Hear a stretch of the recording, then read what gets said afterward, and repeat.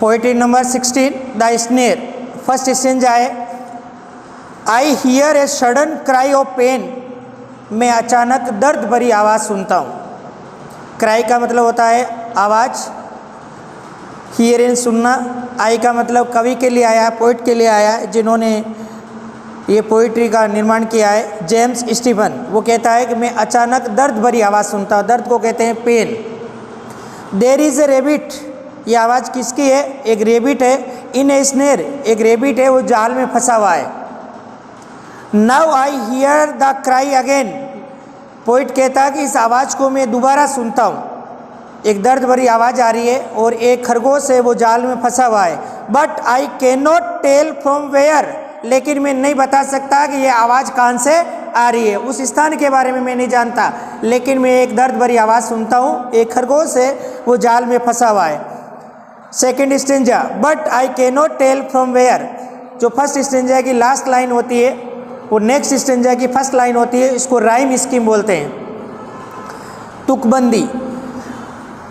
परंतु मैं उस नहीं बता सकता वो आवाज़ कहाँ से आ रही है। He is calling out for aid, लेकिन वो जो खरगोश चिल्ला रहा है वो मदद के लिए चिल्ला रहा है। चिल्लाने को कहते हैं कॉलिंग आउट, पुकार रहा है, और एड का अर्थ होता है मदद, अनुदान के लिए। Crying on the frightened air, जब वो खरगोश मदद के लिए चिल्लाता है, दर्द से चिल्लाता है, तो हवा का वातावरण भी क्या था? भयभीत हो जाता है। मेकिंग एवरीथिंग अफ्रेड, सब कुछ भयभीत हो जाता है, सभी जानवर मनुष्य सब में भय पैदा हो जाता है। इस तरह से उसकी दर्द भरी आवाज़ आ रही है। Next third stanza, making everything afraid, जो सेकेंड स्टेंजा की लास्ट लाइन थी वो थर्ड की फर्स्ट लाइन है कि सब कुछ पूरे वातावरण में भय का माहौल हो जाता है। Wrinkling up his little face, उस मासूम खरगोश के चेहरे पर चिल्लाने से, दर्द से झुर्रियाँ पड़ गई है, उसके चेहरे पर सिकुड़न आ गई है। As he cries again for aid, जो ही वो दोबारा मदद के लिए चिल्लाता है। And I cannot find the place, लेकिन मैं उस स्थान को नहीं ढूंढ पाता हूँ जहाँ ये खरगोश जाल में फंसा हुआ है।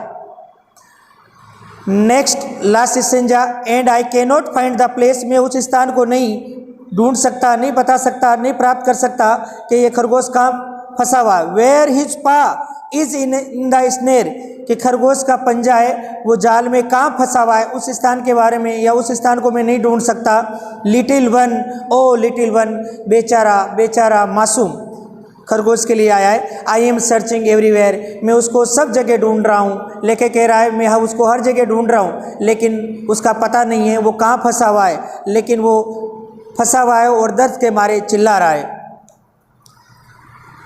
Question answer. Activity first, comprehension, true and false.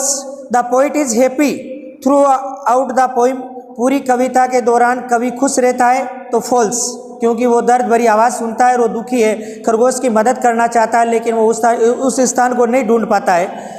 Question second, the poet can recognise the sound of the rabbit, क्या कवि है खरगोश की आवाज़ को पहचान सकता है? तो आपको लिखना है ट्रू, तभी तो उसमें चर्चा की गई है कि खरगोश फंसा हुआ है। The poet can locate the rebate and help him, क्या कवि उस खरगोश की स्थिति को, उस जगह को पहचान सकता है और उसकी मदद कर सकता है? तो आपको फॉल्स लिखना है। The poem is written in the present tense only, ये कविता है वो केवल प्रेजेंट टेंस में लिखी जाती है, तो आपको लिखना है ट्रू, क्योंकि पोइट्री हमेशा प्रेजेंट में चलती है। B category, answer the following question in the about 10 और 20 words.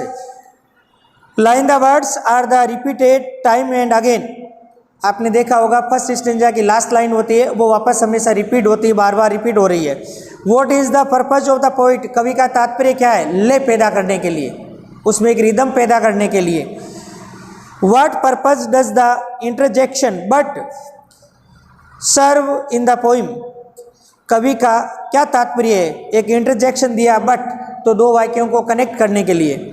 Find the words and the phrase depicting the condition of the rabbit, इसमें जो वर्ड खरगोश की स्थिति के बारे में बताया गया है, वो फ्रेज जो काम में ली गई है वो खरगोश के स्थिति को या उसके दर्द को उजागर करती है।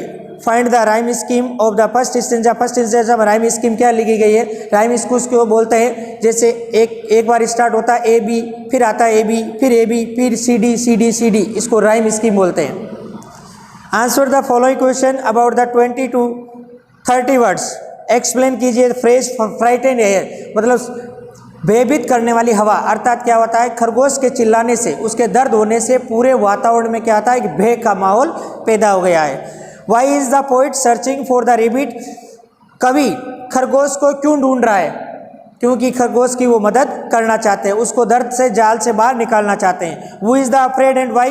कौन अफ्रेड है? सब कुछ, मतलब सारे जीव जंतु सब क्या आता है? भयभीत हो गए हैं। क्यों हो गए? क्योंकि वो क्या आता है? एक दर्द भरी आवाज़ सुन रहे हैं। What provided unity to the poet? इस कविता में एक एकता प्रोवाइड की गई है, वो क्या है कि उन्होंने कहा कि खरगोश की आवाज़ से सारे जानवर है वो भयभीत हो गए हैं, सब लोग उसकी मदद करना चाहते हैं, लेकिन क्या था? उस स्थान को नहीं ढूंढ पाते हैं जहाँ वो खरगोश फंसा हुआ है और दर्द के मारे आवाज़ कर रहा है। Thank you.